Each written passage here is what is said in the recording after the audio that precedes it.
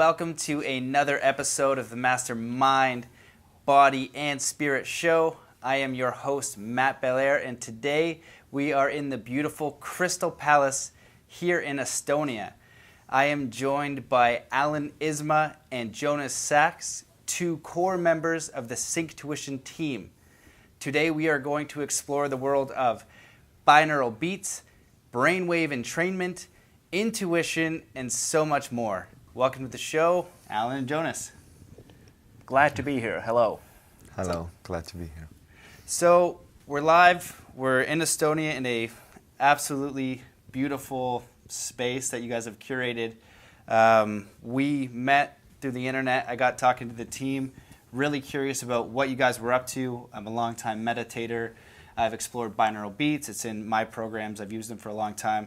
But I think that it'd be best just to begin a little bit about, who you guys are and how you got to where you are today. That's great.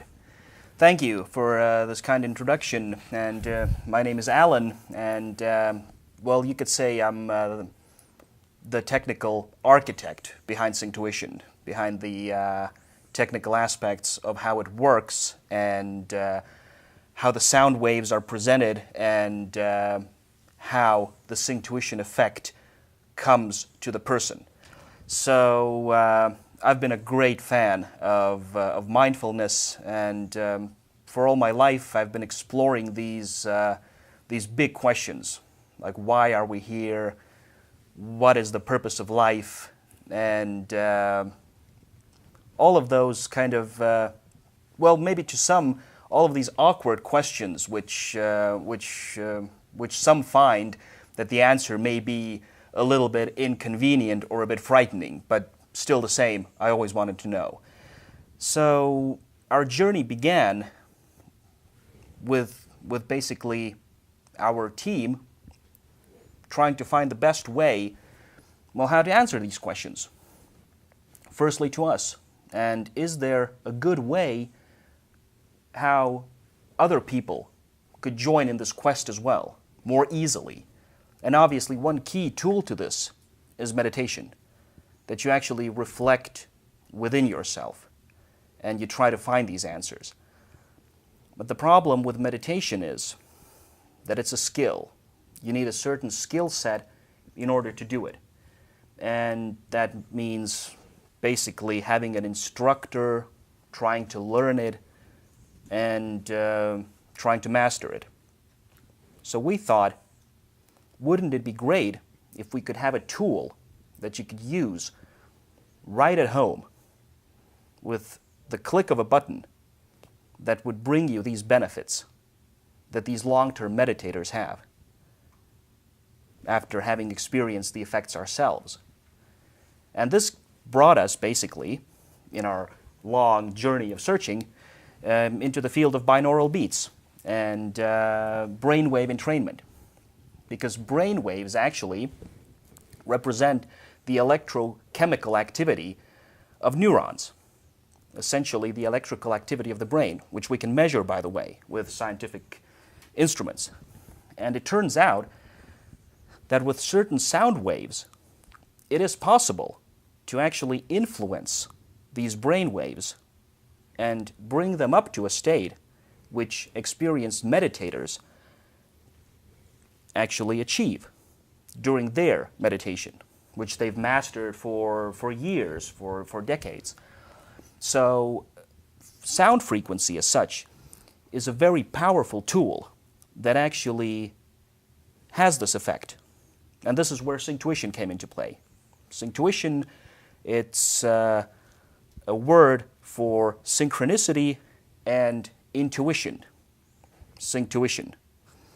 And basically when you have this moment, this sort of a Zen moment, which you experience during meditation, then during that moment actually, you realize something.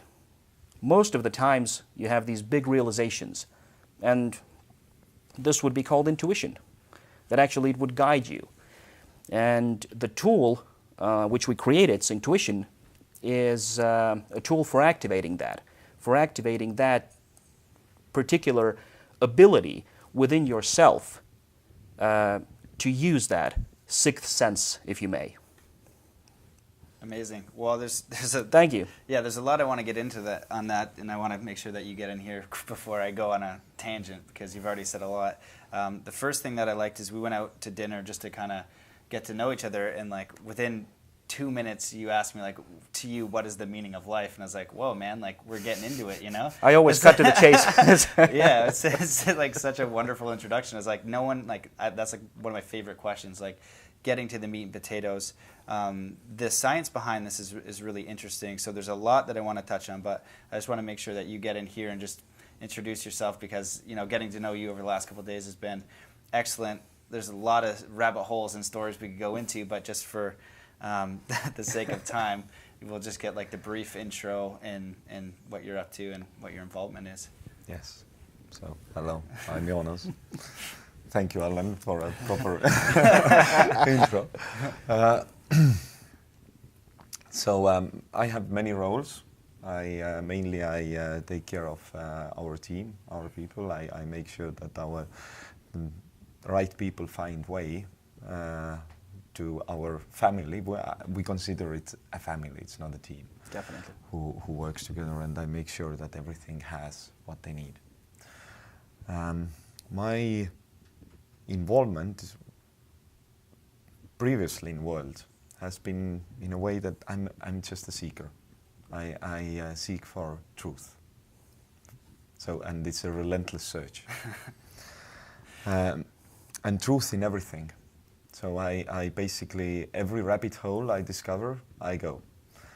I can't say I jump into each and every one, but as much as I can, I go deep, I find the answers, I bring it out, and I'll translate it to people to make it in a much easier and understandable way, in this sense. So I've spent last, I think, about 15 years going deeply into various religions, into a lot of different New Age cultures, or let's say we can call them techniques, classes, teachers, everything. And in order just to find the different perspectives of who we are, what's the reason of being here, who am I really, what is what I'm capable of, what can I offer, how can I serve, how can we all serve, and what I have discovered is beautiful. It's there is so many answers coming, but the main answer, what keeps coming, it's different for each and every one of us. And to really tap into that, what's correct for me, I can find answers only inside, nowhere else. And then that's where the meditation comes to play. Awesome. And we also started off together. First time we met, he asked me, what's the meaning of life? He asked this question, it was at 10 o'clock in the evening. So we finished like 8 a.m. And we came to an answer. And actually, probably all the answers are correct. Yes. So that's the punchline. Yeah. And then our journey together started. That's true. Yeah. And what a great journey it has been. Yes, it has been magnificent. You gave me an answer today I thought was pretty good. It was very Alan Watt-esque. What did you say it was? What's the meaning of life? Well, life itself. Yeah. Yeah. The experience. Mm-hmm. Yeah, and I remember, looking up one of Alan Watt's videos and lectures, and he's just like, it's just to be alive, like it's so simple. It's just challenging. And knowing you guys a little bit and, how deep we could go on any subject, I think for me, I'm just curious, we're talking about, meditation, going within, the intuition part is following your own guidance, right? Because as soon as we are out into the world, it's, get this education, go do volunteer hours, and then this and this and this, and it's all of this external circumstance, but you always have your inner voice, but we're kind of trained to listen outside of ourselves. And I know that that's a big thing with, what the mission is having people to become their own beacons. Like you could use, my friend who's on the podcast as well, Chris Amony, he's the founder of Muse Meditation. And I told him when we first met, I was like, when you first told me about this thing, it's a meditation brainwave, so you listen to sound, as your mind wanders, the ocean will become like angry at you, and then you'll come back. And it's like, you don't need that to meditate. But then I realized how quick and easy it made meditation, because when people ask me about meditation, they're like, what do I do? How do I do it? All this stuff. And it's like, sit down, sit down and just do it. But now we're having these tools that make it easier, that we know we can measure our brain. Dr. Joe Dispenza has the leading science on how we're curing terminal illnesses through meditation. I have an athlete that I speak about, Brody Carmichael, who landed the world's first front flip Superman on a motorcycle through meditation in a 2-week period without practicing it once. So miracles are happening, and something happens in the brain. You feel it when you do it personally, but now we can measure it, so it's becoming less theory and more scientific. And so you guys are using available tools to make ancient practices easier and more efficient. So I guess my question is, why is it important, to build the intuition, that inner voice, that inner guidance? What for you guys is how do we start doing that? And why is that the main important thing? That's a very good question. And actually, the most important thing in life is to listen to yourself, because only you know actually what is best for you.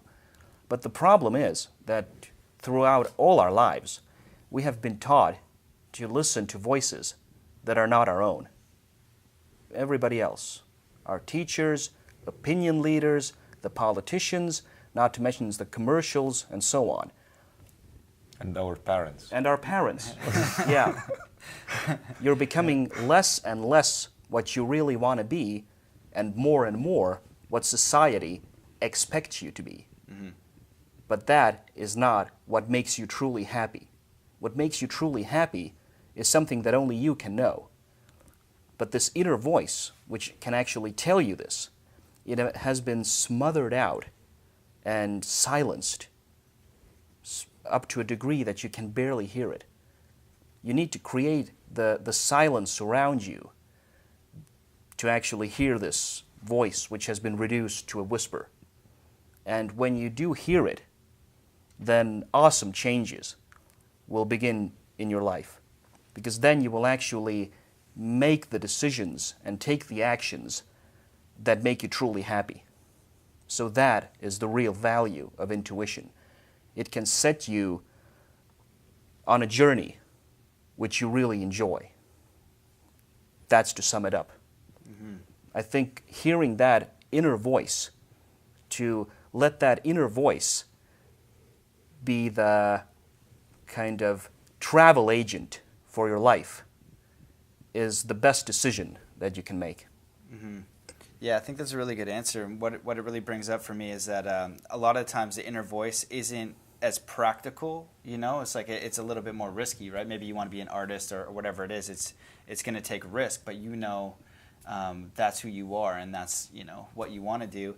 And the other thing that I was thinking about is, a lot of times I'll talk about, if you look at the average person's daily life, they mm-hmm. wake up, their mind turns on, and they go find money.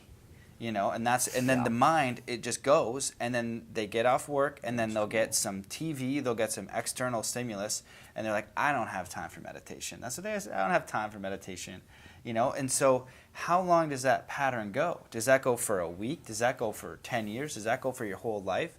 And if you don't take, it's different states of consciousness to me, where we're in this conscious state, having a conscious conversation, you have the sleeping, but in meditation, it's kind of this other state of consciousness where you're receiving, and you're shutting off the monkey mind, so that way when you turn it back on, to me it's less noise, it's more inner guidance and feeling and less noise, because you can always be tricked in the mind. The mind can always pull you in basically through fear, right? If you don't make this choice, which is logical and guaranteed, which nothing in life is guaranteed or safe, or but we like to think it is, and that's how we kind of get trapped. So I don't know if you want to add on to my rants or Alan's. Yes, I was when you were speaking of the voice, which is downgraded to a whisper. then I would look a little deeper into this in a sense that the voice is not where's the problem. The problem is here because of the noise. So actually it's like the light, it's like the sun. It's burning, and it's really burning. There is everything what you need, but it's covered with blankets. So, and that's why it decreases to the level of being a whisper. And the only way is just taking off the blankets and just throwing them off, digging deeper, and the light gets stronger, the voice gets stronger, you start hearing this. Absolutely. And it's a conscious decision. You need to make a decision that you want to start experiencing change in your life. Yes. When you begin with meditation, it's a choice, it's a decision, it's a determining moment in your life that from now on, I'll commit to this, I'll make this a part of my life. But in order to reach that decision, firstly, you gotta have like an open mind. You have to understand what meditation can do for you. You need to understand your own potential and how can you unlock it through this practice. And it takes commitment, although it may be only 30 minutes per day, but 30 minutes per day, come on. Exactly. Even if you start from a minute per day, that's already a huge achievement, because with our daily lives and busy schedules, we find it very difficult to even brush our teeth at certain days, not to mention 3 minutes brushing teeth. 3 minutes brushing teeth, exactly. So this meditation may seem like, well, it does seem like a waste of time to most people, unfortunately. But fortunately, the amount of those people who see it as a waste of time is definitely decreasing. So in that sense, we're opening up to a completely new age of realization of mankind, where meditation is becoming popular. And self is becoming popular. Yes, that is true. And meditation is a tool, but more and more people are getting the experience that what does it actually do, or spending time with myself, in myself. This takes me to the answers, what I have been looking with my mind, but I'm not getting, because mind will never, it's a sinking sand. You'll never get the answers. So you disappoint constantly. And suddenly, 30 minutes seem like a good investment. Yes, but it takes a long time usually to get to 30 minutes. You know, I remember when I started, 1 minute, I remember this very clearly. I decided I'll start the practice. I woke up early morning, so I didn't want the family to see. I went to the living room. I made sure that wife is still sleeping, because I thought that when she comes downstairs, she thinks I'm nuts. So I took the position. I had seen this, but my back wasn't holding, so I had to take it against the wall. So I closed my eyes and go. And it's like, oh shit, it's really long. Look, fuck, 1 minute. And to really get to 30 minutes, come on. I went crazy. And that's the thing. And that's the thing. And okay, in one point it happened, yes, but it took several years. Long sufferings of different practices, different trainings. I went to Vipassana. 10 days of like complete torture. So after that, yes, it was easier. But then there was a task for us. How can we help people to achieve 30 minutes? So at once, without the torture, and without going crazy, Yeah. and even in a way that it would be entertaining, it would be fun, and it would be something you are waiting for. Because imagine now you manage to do this 30 minutes, and the second morning you wake up before even you go to meditate, you think, oh my God, I have to go and do all again this torture and do why am I doing this? Why am I doing this? Well, that made me think of the Buddha, I don't know if it's a Buddha quote, it's something along the lines of like, meditate 10 minutes a day, and if you don't have enough time, meditate an hour. Yes. It's something like that. I know that one. Yes. Yeah. It's And like I think that it was a good point when you were talking about just the decision. So like doing fitness and training and whatever, like it's the action. You got to take the action. And so, okay, we look, someone will be like, hey, what do you recommend? Sometimes for the Zen athlete thing, they'll be like, what do you recommend for fitness or like losing weight or whatever? I'm like, I recommend that you incorporate fitness into your life. It's not, every 4 weeks I go to the gym for a period of time, lose a bunch of weight, then just eat nachos and donuts and do no physical activity. I made the decision to bring it into my life, and it's a part of my life. I'm skateboarding, snowboarding, so you need to make the action to go to the gym. And the challenge, even with the gym, it takes a while to see it in the body. It takes about 6 weeks. So in the mind, it's even harder for people because they're not getting that direct experience, especially the old way of meditating, which can be the old way now, I guess, because we have these new things to make it easier. But you don't have an immediate thing. My first meditation in my teens, I was doing it younger, then I stopped for a bit. Then in my teens, I pick it up again, exact same thing. Got the book out, read a few meditation books, ready to go. Minute, like less than. I think I sat down, closed my eyes, and just stood up and walked out of the room. But I for whatever reason, I kept coming back. Coming back. And now, in the Zen Athlete book, one of the intentions with that is to bring even just meditation to sport. If you are an athlete, meditate. If you're not, you are not achieving your highest. If you, like 100%. It's in any area in life, actually. Yeah, within anything, exactly. So,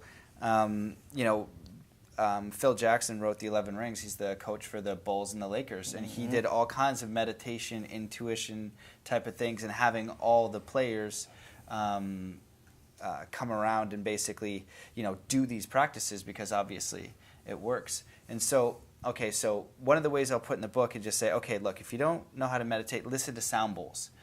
So we know about solfeggio frequencies. A few podcasts back, I had Eric Rankin on who did sonic geometry. I highly recommend listening to that podcast, and also looking at Sonic Geometry 1 and 2. They're for free on YouTube.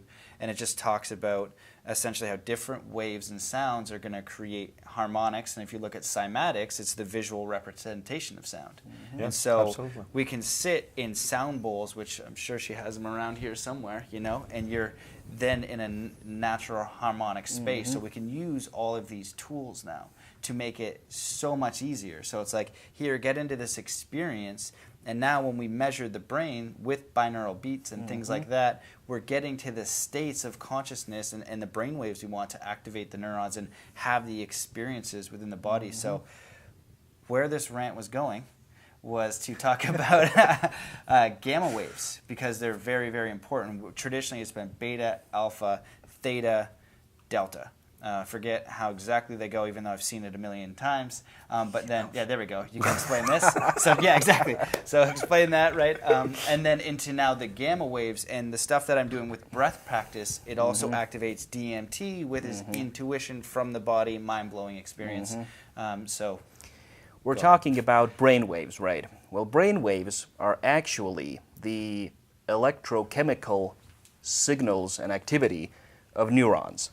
And you can actually measure quite specifically in which brainwave state you're in at the moment using medical tools. So basically, these brainwaves, they are indeed divided into, let's say, beta, which is the brainwave state that we spend most of our day in. When you wake up in the morning and you take a shower and you go to work, then from that moment on, you'll probably spend the rest of the day mainly in beta. it's basically waking consciousness. It's basically waking consciousness. And beta is also divided into the low range, the mid range, and the upper range, depending on where you are at the moment. The beta range is a relatively fast type of brain activity. It's somewhere from 12 to 30 hertz. When you're in the low range of beta, then let's say 12 to 15 hertz, that means that you're like idling with your mind. Either you're stuck in traffic or you're just casually browsing the web and so on.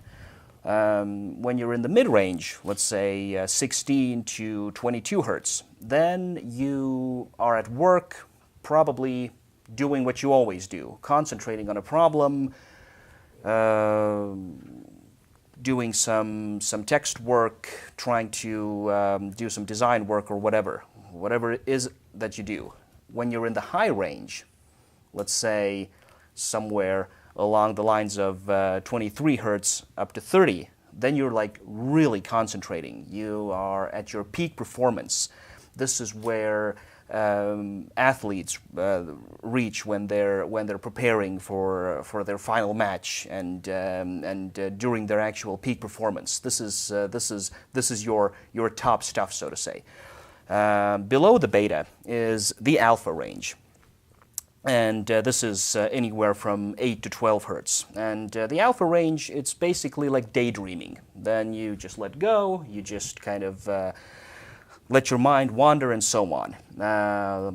Below that is the theta range. It's 4 to 8 hertz, and that means a state of deep relaxation and kind of contemplation. It's like a really relaxed state. And basically the slowest brain waves, which are called delta, these are 0.5 up to 4 hertz. These are basically deep sleep and the deepest relaxation you can imagine.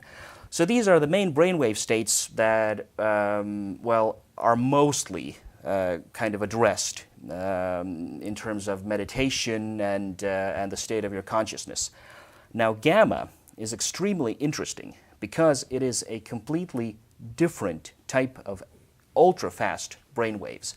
And the gamma wave is naturally produced in the brain when new neural connections actually form, when you have a new idea.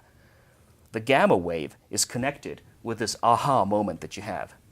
All great inventions, all great theories, all great ideas throughout the history of mankind have probably emerged during a gamma wave peak. So obviously the question is, if we know this, right? If science knows this, then the question is it possible to create a state of prolonged gamma wave in the brain, that you have this aha moment for an extended period of time?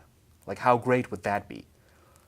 And it turns out that when you listen to a specific sound frequency, a binaural beat, then the brain actually tends to pick up and resonate with the sound frequency that you hear.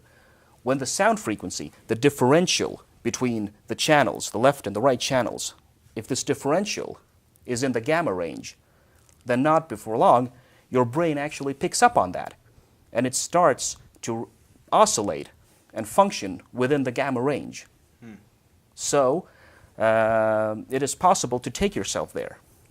And this is a highly beneficial state to be in terms of creativity, inspiration, new ideas, all the stuff that actually matters and creates these great ideas for you.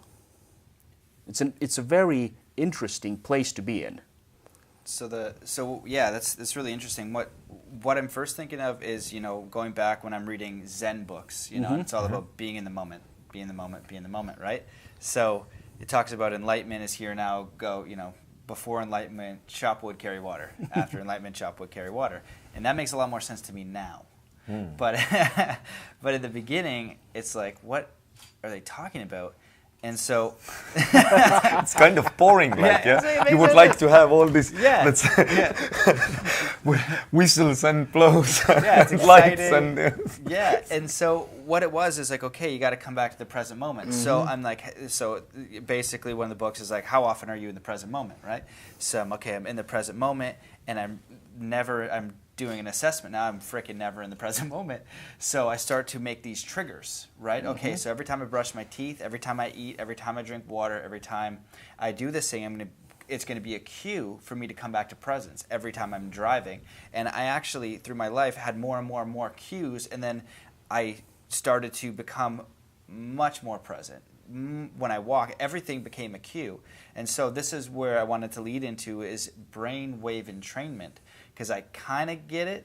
I have I understand kind of what that means. But that was a way that I entrained myself to come into the present moment. And so I'm not sure exactly what happens mentally. I'm sure something in the mind, someone can measure in mind, I don't know. But when I'm focused and I'm present, it must operate a different wave. I'm not thinking about all the things I'm stressing about, and we have 70 to 90,000 thoughts a day. Most are negative and most are repeating. You know, like 90% are repeating.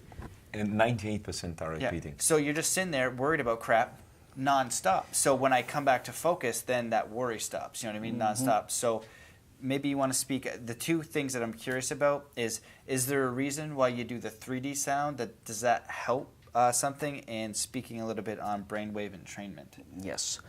The 3D sound definitely helps, and it creates this kind of awesome soundscape, firstly, that you really need to experience for yourself, because it truly is hard to describe how it feels. When you're put on your headphones, then this recording technology, it actually places you within the sound. So it sounds as real can ever get.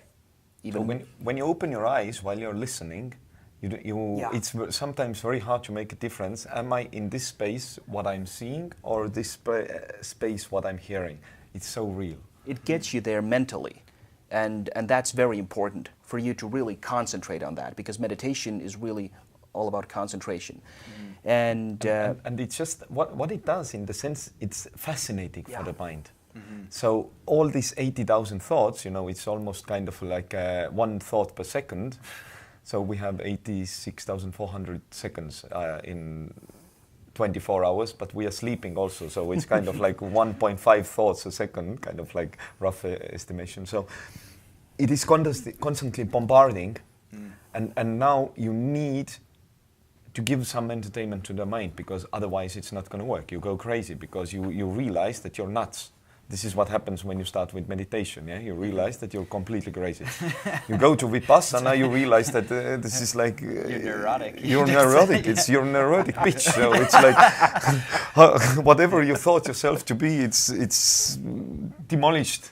Yeah. So, but now we don't demolish it. We don't delete these thoughts. We just give the mind a task, and we give the mind the task to experience everything what is around, and it gets fascinated. Well, I'm sorry. No, that's perfect. What? I wanted to. So I was cutting in, so No, it's giving the more it's a colorful picture. It's teamwork. It's a teamwork. We're all in this together. So wait, there's kind of two ways I want to go, so we can touch, because I want to get them both out, because I don't have my notepad with me. I usually have my computer doing it. So the sounds, where they came from, super interesting. This is over like 10 years. So speak on that, because I think that's super interesting, that they're all real sounds. That's true, Which like has an essence. How you do the recording with the music is really interesting.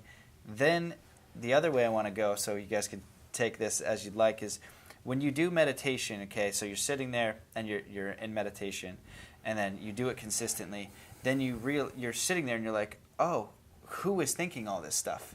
Is that right? Because then all of a sudden you're just, if you haven't meditated, just one of them is just observe your thoughts. So you're watching your thoughts, because most people attach to them. They think that they're thoughts.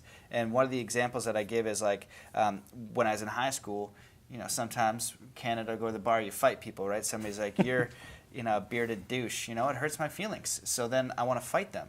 And so even online, like, you get some hate, and it's like, you feel sad, you're a human being. But when someone says you're a bearded D-bag or something, then because I'm defending myself, the thought comes in, I am not this thing, and I need to fight them because I've attached to it. But when you come full circle and realize that I'm not that thought, and there's probably something wrong with that human, I can say, you're not okay to be, if you're acting like this, something's probably not okay with you. And then that situation happens less, but you realize you're not your thoughts. So then when you're in meditation, you're observing the thoughts from the observer perspective. Where do you think that goes? Like, do you think that there's a layer back? Like, when I'm talking about like the observer effect, and I'll see if I can form an actual question. But do you think there's layers back? Is there more? Oh, Does it scale more? Yes, And what happens? Of course. This is what happens, let's say we all know it. I can see from your eyes that you definitely know it, that there is a certain period, okay, you become aware. I'm not my thoughts, I'm not my emotions, I'm not even that body, I'm not the story, I'm not the roles I play, I'm not this.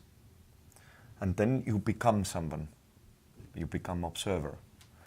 But that's another illusion, because in some point you are getting this. There is a new identity created, something much bigger. You broke into one shell and then into another ego. Yes. Yeah. That's what ego does. So it always needs something to take on hold of, or to grab, to clothe it up and start identifying again. So it's a trap. So then, in some point, you might find some more deeper observers. But eventually, you end up nowhere. Yeah. And if we talk about... That's the beauty of that. Yeah, it is. And if we talk about, let's say, quantum physics, then there actually is a thing called the observer effect. Anyone can check it on Wikipedia.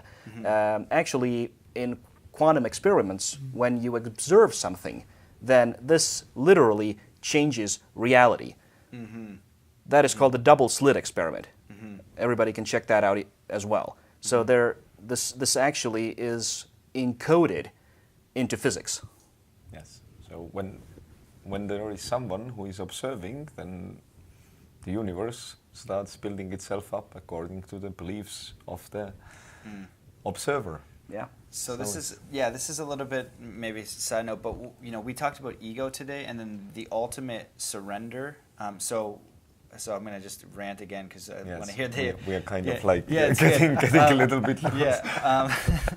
So enlightenment for me, like two key fundamentals is radical responsibility, that everything that happens to me I must take full responsibility for, or I'm a victim.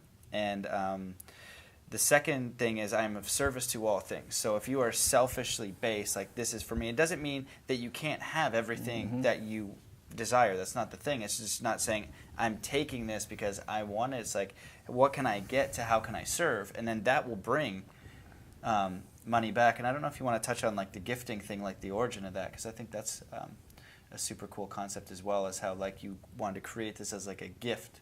I think that just the core intention of that is really special. We just gave it a look. And indeed, when thinking about meditation, and like Jonas said, that when you're not that professional in it, then it does seem like a chore, perhaps even like torture. When you don't know what you're doing, and it's kind of like, it's like going to the gym for the very first time in your life. Yeah. Probably not a very enjoyable experience. Yeah. So, we all know, us meditators, what the positive effects are, what you gain from that. But the question was, how can you present those benefits to people without the torture? Is there like a shortcut to that you can go from A to C while skipping B? And when we finally started to realize that there actually may be such a solution, well, then we kind of looked at ourselves and wondered, what else could this be than a gift to the world? So from that, we started calling it the Gift Project, actually. That this is a gift that we're doing to the world. Because this is so important. At first, we are doing a gift to ourselves. Yes. Yep. And from there, because we are not going to endlessly consume it, we'll give it to the world. I suppose with meditation and with this enlightenment, it's true. Yeah. Firstly, you make this gift to yourself. It's a personal present to yourself. And it's kind of like the instructions on an airplane, that in case of loss of cabin pressure, then the oxygen masks will drop automatically, and put on your own mask before assisting others. So you need to have this sort of moment of realization for yourself before you can actually help others and be of service to other people. So in that sense, the journey really does start with you. Right. Before you can invite other people on this journey. And I would bring in another aspect. What I mean also by a gift is a sense of fulfillment. I'm giving myself a gift. I'm using the energy, which is not mine, but which is here, and I'm somehow just pointing it, doing something. So, and this is where I feel the fulfillment, actually. This is the gift for myself. Yeah. Well, my friend and mentor, Michael Loze, will change selfish to self-care. So it's the exact same idea that you got to save yourself. And the idea is if we're looking to make a radical change for the planet, we're observing our reality from within ourselves. So it's only our own universe, right? So the best thing that you can do for anyone else is to get yourself to a state of high vibration and frequency, and that is love. Like love and gratitude are some of the highest frequencies. And if you're loving what you do and you're in service and you're fulfilling, like, you know, when you get, there's studies on, you know, how like genuine gifting really helps. It really increases you know, the neurons in the brain, all this kind of stuff. It creates, I think, dopamine and all that kind of fun stuff. But just doing that act actually changes who you are. So if you can create your life around that, first of all, you've changed your whole reality. Then you have your network around you that's witnessing this, because you're becoming an example. You're not teaching about it. You're not doing any kind of. You're just being the example. And if we're in a vibrational world, let me finish one thing. I had Roger Nelson on. And he's the Global Consciousness Project and measures global consciousness in the noosphere, right? And how all collectively our thoughts are manifesting the like changing reality, observer effect. So if we can clean up our own mind, our own thoughts, we change our reality, but it's the best thing we can do for the collective also. Yes, absolutely. But I would take back a little steps. There is one thing what I want to bring in. You were saying that we get the kind of like admiration of the surrounding, and here there is one trap which is hiding. Very often we start doing this because we want the admiration. Actually, we want the energy. We want this needy us who is in lack of energy actually to get that. And this is something what really we need to watch out for, that we won't start doing this because of that. So and the giving really starts from the position of or from inquiring inside what I really need to be doing, what I really can start doing, and what is what I want to give to myself. So what is the greatest gift? Each and every one of us, we have our skill. There is several maybe skills, maybe one skill what we can give to ourselves and then to the world. And only then, when we use our natural way, our dharma, something, the skill what has given to us, what we are usually unaware of, and we gift it, then it can serve the higher ground, and then it sometimes happens, sometimes doesn't, organically, that everyone around us will see that, oh my God, this is great what he's doing, and will support him there. But usually on that path you have many, many challenges, because never ever I have seen anyone who would tell me that the surrounding right away came and started bringing them up. It's always a challenge. It's always they are going to clash with you. They are going to question you. Even the dearest people around you are going to question you. Your best friends, your wife, your mother, your father, they all think you are going crazy because you are doing something which they have never done. Yeah. And it's dangerous, because then they might have to do this gift to themselves as well. Yeah, they see it. So, and this is how we collectively keep ourselves in trap. Right. And that's one of the main problems. Well, one of the things that reminded me of, I don't know the exact quote, but it's by Picasso, so maybe one of you guys know, but it's something along the lines of the purpose of life is to find your gift and develop it, and the meaning is to give it away, something along those lines. And so the other way that I kind of, and you can Google that and figure out exactly what he said, but it's in that area. And then the other thing that I kind of relate it to is that when you go into a forest, you got all different kinds of animals, plants, bugs, all kinds of stuff, right? You go to a rainforest. Now, if you look at a beaver that is pretending to be a monkey, you know, the whole ecosystem doesn't work. Absolutely. You know what I mean? The beaver is doing monkey things, but he's not made to do it. And we're kind of doing these mundane tasks, you know, because we need to eat and survive and make money and stuff. That's just the world we live in. So, but we are telling ourselves this. True. Yes. Yes. Thank and you. that's true. and Yeah. that's again the main trap is.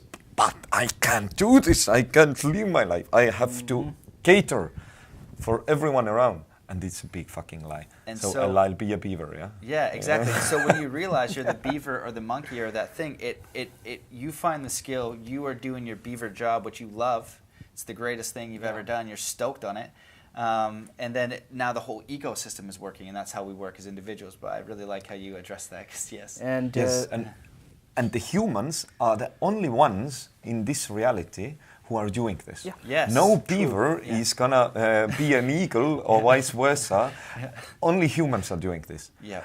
And it's actually so simple. I work with people so much. I can see when you step in, I can right away see in the sense of like, where could you fit best? Are you, let's say, what are you, where could I, what kind of tasks could I give you? Where will you thrive or where will you not thrive? So, but I see so many people randomly in my life where I look at him and I realize he's doing, why he's doing this? He realizes it himself always. So when you ask, are you enjoying? No, but I must. So. Yeah, that's the story, right? And actually we all know it. We can all see it. It's not my skill that I can understand a little bit. It's actually we all do it because our gut feeling always tells. Our gut feeling always tells, are we going the right path or is this person going the right path? I can feel it because I feel what he's sending out. What is the state of being in him?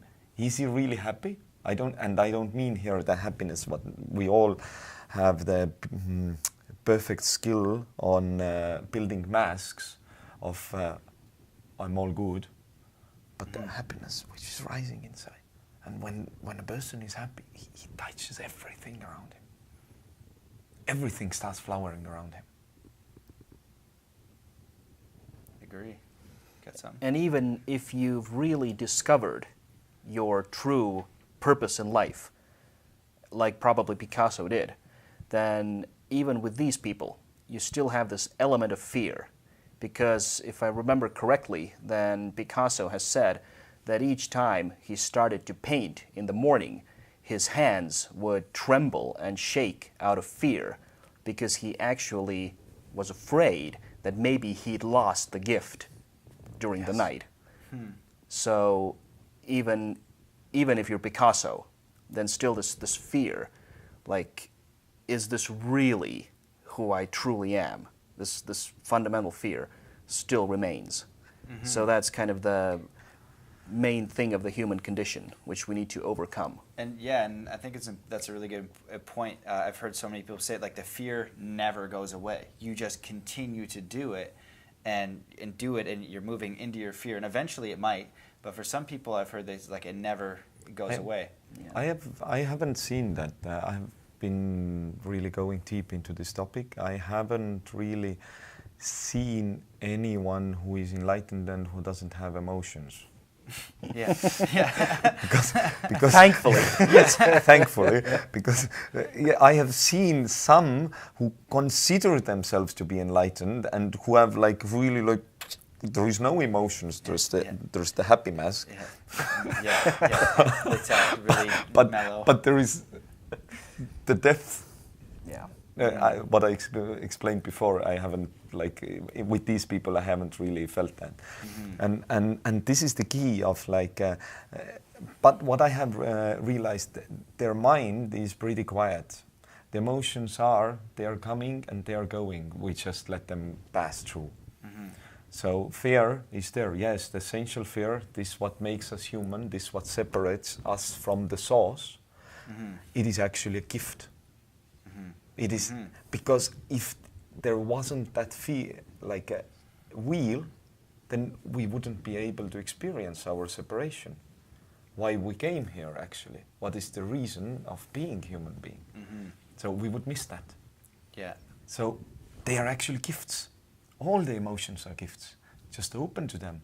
And while you're completely open to them, they are coming and they are going. Sometimes they stay for a longer period of time. And it's completely okay. I remember Rumi, you know Rumi. Rumi has a beautiful poem. I don't exactly remember it from my head, but the point is there that the life is a guest house. Every day there is a new visitor. Fear, meaninglessness, anger, frustration, and some momentary awareness also slips in. But it's all just a gift which is sent from above. That's awesome. There's so much I was thinking about. So what I wanted to touch on is states. So we're talking about essentially a state, so states and intention. Okay, so yes. Let's when get you're focused. when you're in different states, like you're in a state of fear, you can consciously change that state or at least mitigate it with your intention. So you can be in a state of love, a state of gratitude, and these are states. When you watch Tony Robbins, he's all about state. The first thing to do to change state, well, you change your posture, you change your physiology, and then intention is really powerful. Then you choose what is the next state you want, because we are creator beings. So we have the ability to do that. And I remember, going through like track 3 or 4 or something and hearing the songs like that, and then I learned everything that you're doing with the intention of creating the track with 3D sounds and all that kind of stuff in real environment, but you do like a little ceremony and process, and they kind of intuit the songs and things like that. Do you just want to touch a little bit on, that as in the process of changing state and using like setting the importance of setting intention, because the more we set intention, the more we're honoring ourselves as the creator. Yes. It might be a terrible situation, and you can set the intention to be like, I am so pissed right now. I'm just going to do my best not to, smash this guy in the nuts or something, you know what I mean? Like, if that's the best you can do in that moment, that's awesome. But as things are okay, we can set intentions further and further, and again, entrain ourselves as the creator. Yes. Absolutely. And in Synctuition, there are 60 tracks, and these 60 tracks have been compiled in a way that each and every one of them has a specific meaning for your life. It touches on very specific subjects that most people need to work on, and it directs you and guides your thoughts and intentions towards either analyzing or changing certain aspects within that. Asking the questions. The most important thing that is correct, you get to ask the important questions, what you need to have answered in your life. So these tracks really put you on the right track for those questions. So, because asking questions, this is what changes. I'm pissed off. I'll turn it around. I'll start asking, what is this? What do I really want, actually? Really good question. What do you really? I'm pissed off on you. I don't know, you being mean with me during the interview, and then instead of this, I'll ask, what do I really want? I want love. I want peace. I don't want anger, frustration. Very easy. And but inquire deeper with these questions.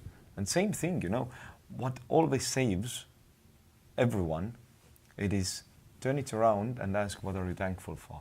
Yeah. So, very fast change of state. What is the best thing in relationship therapy? Now is really tough times. Lot of problems happening between people in relationships. What's the best technique? Turn it around and ask what I'm grateful. Why I'm grateful for that person. Write down 50 reasons. And while you have come to number 25, I guarantee your state has changed. Yep. And you turn to love. Yeah. And these journeys, these sound journeys, work like every other journey which you take in life. they all feel different every time you take them, even if it's the same path. Your thoughts are different, your emotions are different, the weather is different, and so on. So every time you listen to a track, then you start to see yourself from a different angle. When you listen to it for the next time, then you discover something more about yourself. So basically, the Alice in Wonderland analogy of the rabbit hole is actually, well, very, very exact for this sort of description, because you go deeper and deeper and deeper into yourself. So the only question is, how deep do you dare to look? Yeah, you know, Until everything disappears. Yeah, it does. Well, the surrender. I was going to touch on the surrender thing, but the importance of asking the right questions. You know, for me, one of the things that I always felt different, you know, going through high school and even in life, was just I was asking, who am I? What is my purpose? What is the meaning of life? What the heck is? What do I want? So I found it so interesting. Sometimes when I'll do workshops or coaching or something, or I'm just talking to someone at a festival, Burning Man festivals are a really great place to ask real questions. You know, in society, we kind of get into a pattern and nobody asks a real question. You know what I mean? It's just like basic stuff and they don't want to go in. But these are people you love. These are your friends, your family. Like, how are you? Like, what is it that you want to create? I remember years ago you loved art. You know, are you doing zero of that? So the importance of asking really high quality questions to yourself. And in my journal, I'm continuously asking the same questions because they're continually refined. So you can go through a full process. It's getting the right stuff and moving through and moving through and moving through and really engaging in thought. And kind of as I'm going off here, there's a TEDx talk by this young genius, and he talks, and this whole thing is talking about how go from consuming knowledge to thinking. He's like, we're not thinking. He's like, Einstein's discovery came when something happened he couldn't study anymore, and then he started thinking and applying. So coming in and thinking, giving energy, and that's what we're really talking about, is the energy. You wake up and you have choice to put your physical being and exert energy, but also mental energy all counts. Yes. So where is that going? So I think it's really important for us to take the time continuously to refine and ask, where are we guiding our ship, our life, our soul, our intuition, what we want to create here. And then, you know, at least most people, I find, they're not sure if they're going north, east, south, or west. No. You know, so it's you know, working with people as a seminar leader for years. I started in a business field, training real estate brokers, for example, and every time I encountered with the same thing. If I ask who has their goals in writing, 90% of people don't. So, and also when I started looking at the 10% who does, then very often the goals are very superficial, in the sense of, oh, I want to have a red Porsche, or like this. But actually, the states of being, where do you want to go? What do you want to experience in a deeper way? This is not we are not aware of, and this is what actually sets the course. And it's very simple. We are not getting where we want to because we don't know where we want to. We don't even know what do we want to experience, and that's mad. That's why there is a madhouse, because everyone is running like a headless chicken. Yes, okay, we think we have these different things, what will give us something. Okay, maybe sex. We want to all have let's say, to have sex with a female who is like from on the scale to 10, from 8 to 10, yeah? So we really effort for that. Or then we want to experience the car, or we have to own this or that or thing. But it's mad. It's not, like you said, we are not thinking. We are not thinking. We are not understanding what we want. What is the reason behind it? Yeah, and questions really are the fundamental mechanism of thinking, because they're the source that creates thinking. And most of literature and self-help materials, books, seminars, they mostly provide the answers.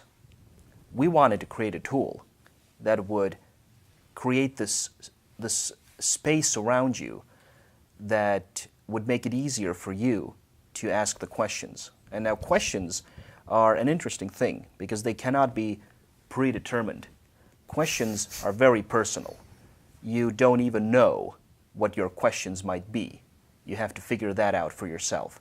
Synctuition is an instrument that allows you to have the space which surrounds you so that those questions can manifest themselves. And it really is a deep personal process where you start to kind of see those questions and to understand what is it that you actually are interested in and what you would like to change, up to the big stuff as well. Like what is the meaning of life and your place in the universe? These are all questions. When you have the questions, then surely you will get the answers. But the problem why people don't get the answers is that they don't have the questions in the first place. Yeah, I find it interesting just as a tool, because you're combining it. So there was, I knew about binaural beats years ago and I used them. I was doing self-hypnosis in the teens. Very fantastic process. I think that everybody should know how that works. It's very easy, but it all starts with being able to relax your mind. And you can do that through so meditation. People are like, oh, I can't meditate, or like how does hypnosis work? The critical factor is basically your consciousness. Yeah. And when you're in a relaxed state, the brainwave changes. But I can tell you, you're confident. You're whatever we're working on. You're an amazing athlete. Whatever you can slip in without the consciousness saying, well, I'm not very confident. This and that, and then you get to an imagination experience, and then your mind, because it doesn't know the difference, is going to start to fire the neurons of that experience. And so then gets into binaural beats, and so binaural beats will take like oscillating in the ear to create a wave. So I came across Hollow Sync, which was supposed to be an hour's, the same as meditating monks, and I used that for a long time. Really interesting. I loved it. And now what I see is like this new technology, same idea, same principles, but now we're building upon tools that are helpful. It's like, the first hammer from a caveman might just be a rock, and then we tie it together. And so we're having these tools that, to me, are firing more neurons. So there's I can't remember, like Barb, she does Apex Cells, and there's two neuroscientists in Arizona that I met and talked to, and they said all of our they've been studying the brain for 30 years each. They're a massive power couple, and they have this interesting technology in sport now, these cells that create something like, basically it increases the electrical charge of your neurons, but when we do training, what we're doing is we're building the synapses between the right and left brain. That's all we're doing, so that when you're faced with a decision, you have this nice bridge, so you got the logical and intuitive connected, right? Because you actually need to follow the intuitive, but you're using the logic and what's happening, where you can be conditioned on the logic side through fear. You just logic very and fear. Easily. Locked sounds. So I don't know if there's going to go into a question, but I find it interesting using these new states of technology, because the way that I see it, maybe you can help me with some science or information or what, but it's using all of these states and technologies we have. So when we're accessing gamma waves, so I do that consistently through breath. Also, breathing patterns activate DMT, which is, ayahuasca, DMT, the spirit molecule. Like, I can activate that through a meditation practice. Absolutely. I've sent out that meditation to probably 50, 60 people. None of them have come back and have done it. One person. Because they don't want to go through the work of the breath pattern. Yeah. And I was like, if you want to know what ayahuasca is kind of like, or DMT, do this breath pattern morning and night. And I guarantee you, if you do it for a week, DMT is going to activate, and you're going to have an experience. But did you check if they had the intention actually? Did they really want, or did they know of what they wanted? So, because if that's missing, then you can keep on sending the pearls, but they are not going to wear it or use it. So Well, So start from that. Send a questionnaire to know where you're going. So yeah.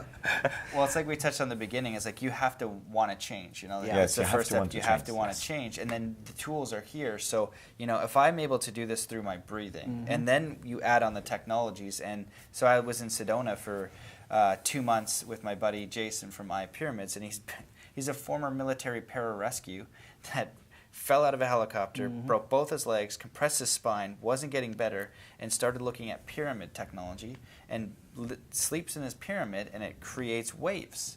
You know what I mean? That goes down. Healed his body. He has a nonverbal autistic that he built one for, and now she's never run in her life, is now running, has never talked, and now is starting to say words, and can follow basic commands, which she could never do before. And their mom was like, "What is this?" And this is a new technology that we're starting to have access to now, and now it's becoming the option where we're making it easier. It's less of a torture. We're creating tools, so it's less torture. So I don't know if you have any like scientific studies or experiences or anything you want to add on that front, but it's getting easier and easier to access these states without the torturous work anyways. Yes, but those breath techniques and everything that you mentioned, that also requires very much hard work. You have to really get into it, you need to stick to it, and you always need to have some guy beside you telling you if you're doing it right, because chances are that you actually make a mistake somewhere. And even ayahuasca is hard work. yeah. And easy to drink, but hard to digest. And the thing is, how to make this more digestible? That's the main question. How can you have this experience without having any prior experience of how to do it? So that means it has to be a simple solution. And for instance, with other meditating products that use binaural beats as well, they usually take you lower. Obviously, they relax your mind, but they take you into these slower brainwave states, the alpha, the theta, and the delta, which you experience quite easily anyway. For instance, you go through a sequence of them before falling asleep. So it's something that you can actually easily replicate. You can say that, oh, I've spent 8 hours in delta. Well, you can be a Zen monk, right? Or you could have just taken a nap. But it's hard to go up, because actually once these Buddhist monks, those really experienced ones, when they reach the peak of their ability, they are actually able to achieve gamma by their thought power alone.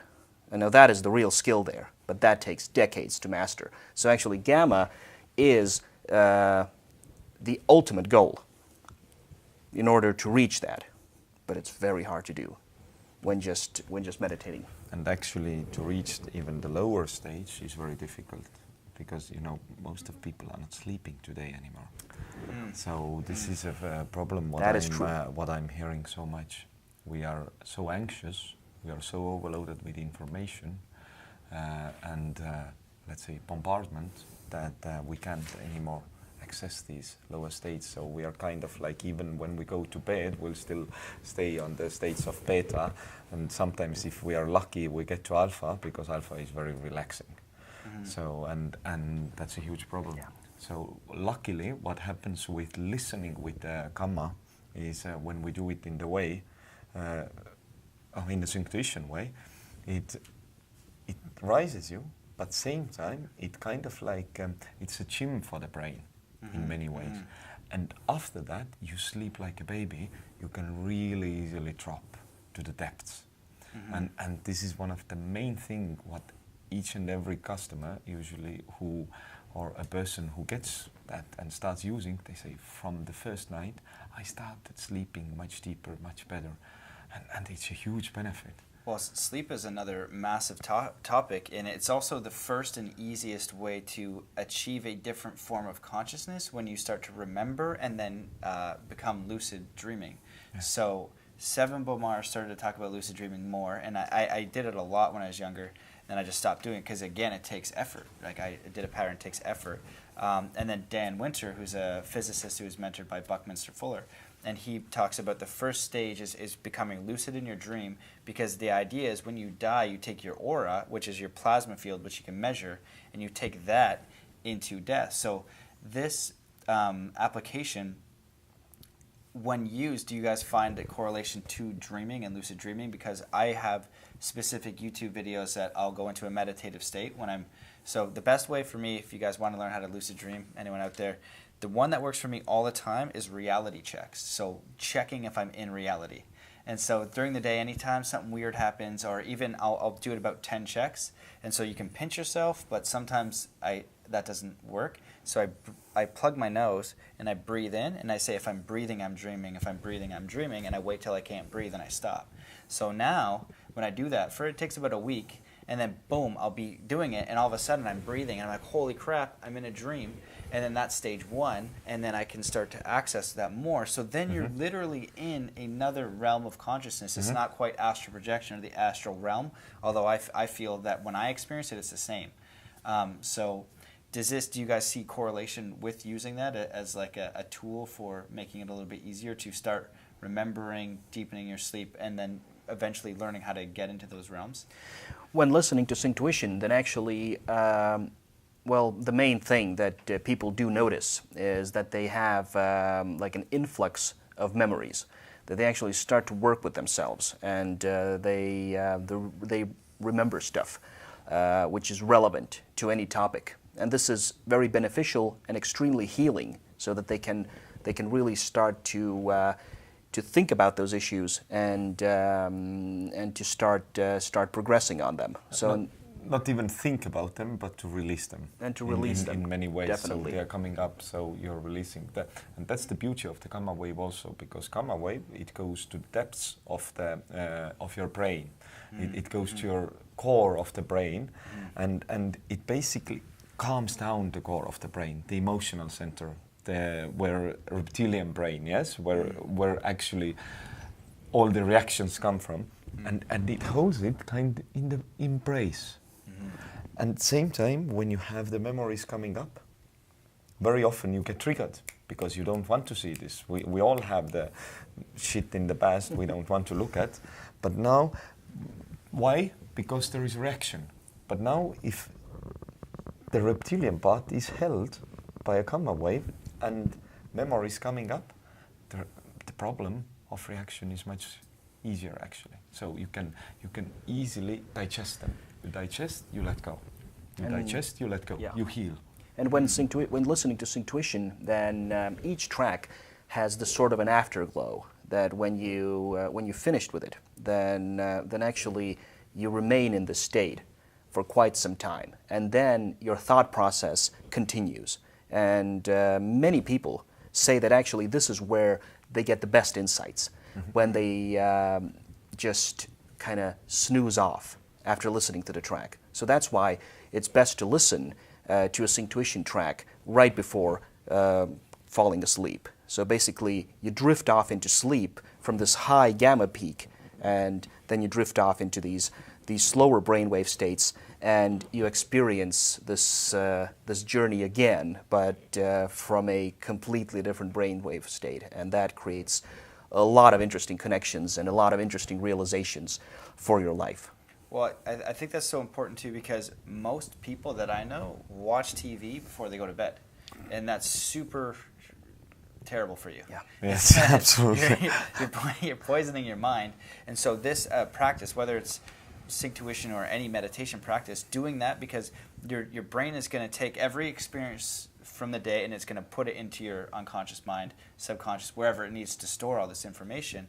And I was telling you guys a little bit about Core Love, this G-Life thing I was going through, and he unfortunately took all his videos off YouTube. He's doing something, but he had like 578 videos that were 1 to 2 hours, and I'm looking at it. It's like, it's gnarly, like, cause like I'm believing him. I was like, this is out there stuff. And what happened to him is he had a car accident, lost all his memory, and had to do. And then he basically kept producing DMT and going to realms of gods and goddesses. He'd have a seizure, DMT would activate over and over. His parents thought he's crazy, so he stopped talking about it, and eventually learned how to produce the effect through breath alone. And so going through so much of his stuff, he talks about how it's all memory, but he's basically saying that when you have experiences, and you know this in the health field, that there will be energy stored somewhere from a trauma in the actual body. Yes. So he's like, you'll have this traumatic experience, but we're not learning to basically wipe the hard drive. We're not learning how to empty the files. The emotion. The emotion. So it stays and forms a disease through thought. And a lot of people are fine with that concept. So he has a specific breath pattern that when you go through, it creates the gamma wave. And so this way you can transmute that energy so you don't actually store it in the body. So again, moving into more of a gamma wave approach to anything and letting the mind do its natural processes. We're not allowing the mind to do natural processes, so we get unnatural sleep. We have unnatural stress. We have all these things because we're doing things that the mind and the body both don't want. And we are living unnatural way, and also, many people know the word dharma. Dharma is naturality, my naturality. So I'm living in an unnatural way for myself as well. So we have lost the naturality. Very simple, on all the levels. Yeah. Well, my friends, I think that this has been fantastic, tremendous. Really enjoyed your insights. I know I'm going to have you guys both back as an individual podcast because even just the concepts that we went into just really deep. And again, it's asking these real questions and, finding tools that help. Use a singing, just meditate however you want. And then there's now helpful tools. It's like we talked about shoes the other day. It's like it doesn't matter if you buy Nike shoes, Adidas shoes, what meditation you want. Just go run. Just do it. Just be active however you want. Now they even have a Fitbit. And everybody here in Estonia has these Fitbits. It's just like, yeah, I'm not. If that motivates you to be more active, fantastic. Do that. And even with a meditation, it's simple. Start from 1 minute. Do 1 minute for 1 month, but do it every day. Then extend it to 2 minutes. Yeah. Next month, 2 minutes. And then go further, but at least do it. Dude, that's amazing. In my book, I have a foolproof meditation guide, and it's literally the first day, 1 minute. Second day, 2 minutes. Third day, 3 minutes. Just so you are progressing heavily. Yeah, exactly. Be careful with this. Yeah, too fast. And this is when Synctuition comes into play, because you don't need this advancement. You don't need to start with 1 minute or 3 minutes or 10 start minutes. Today from 25. Yes. You start immediately with 25 minutes. So that's the value here. And yeah, at first going through, like I didn't quite understand it, because like with doing the podcast and different things, I have people approach me with different stuff, and I have to make sure it's not horse shite. You know what I mean?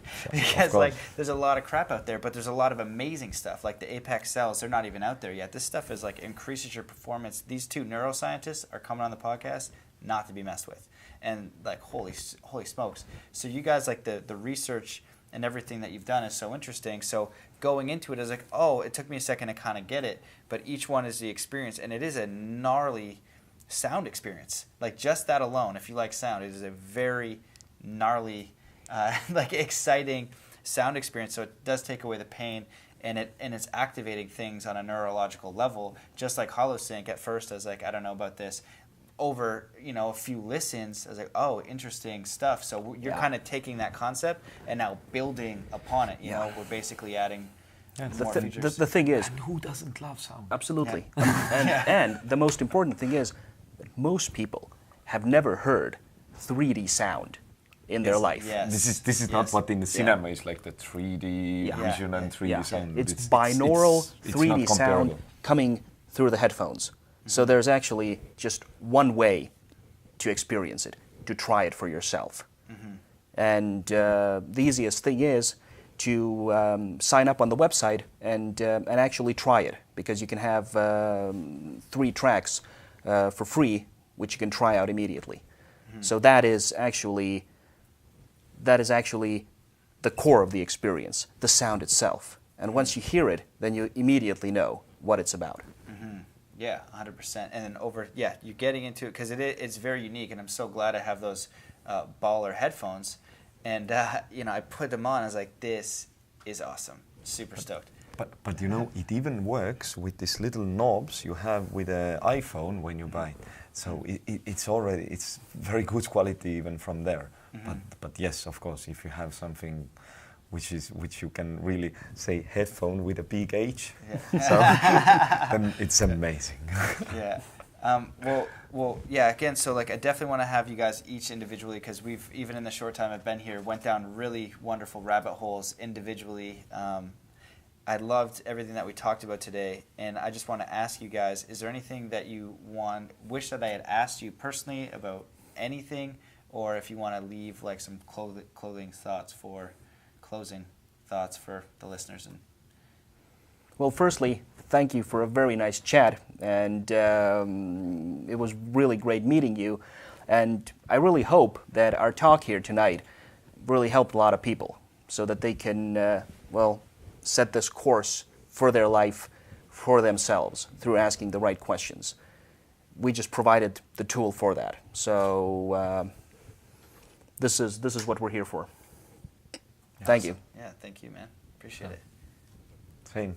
Thank you for the gift, because I could again express what was inside, and I really enjoy it always. So I got the gift. Thank you. Yeah, thank you both. Boys, thanks. Thank Pleasure. you. Thanks. Well, thanks everybody for listening. Hope you Thank enjoyed you. that podcast, and we'll catch you in the next one. Peace. Bye.